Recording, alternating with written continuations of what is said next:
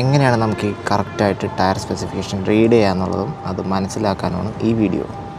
അപ്പോൾ ഈ ടയറിൽ നമ്മൾ നോക്കുകയാണെങ്കിൽ 90/90-17 എന്ന് എഴുതിയേക്കുന്നതാണ്.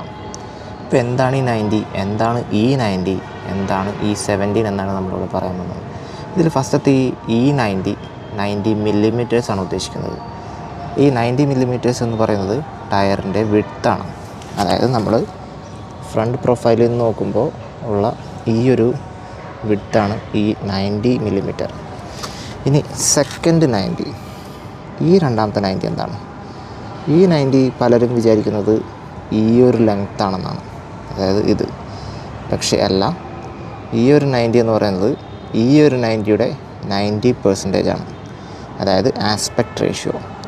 ടയറിൻ്റെ സൈഡിൽ നിന്ന് നമ്മൾ നോക്കുമ്പോൾ കാണുന്ന സൈഡ് പ്രൊഫൈൽ, അതായത് ഈ ഹൈറ്റ് 90യുടെ 90% ആണ്, അതായത് 90%. അടുത്തതാണ് ഈ ഒരു 17. ഈ ഒരു 17 എന്ന് പറയുന്നത് നമ്മുടെ വീലിൻ്റെ ഡയാമീറ്ററാണ്. അതായത് നമ്മൾ ഇവിടം മുതൽ ഇവിടം വരെ ഉള്ളത് ഇഞ്ചസ്, അതായത് ഇഞ്ചസിലാണ് ഈ ഒരു ഡയാമീറ്റർ നമ്മൾ പറയുക. ഇങ്ങനെയാണ് നമ്മൾ ഈ കറക്റ്റായിട്ട് ഈ ടയർ സ്പെസിഫിക്കേഷൻ റീഡ് ചെയ്യുന്നത്. Thanks for watching.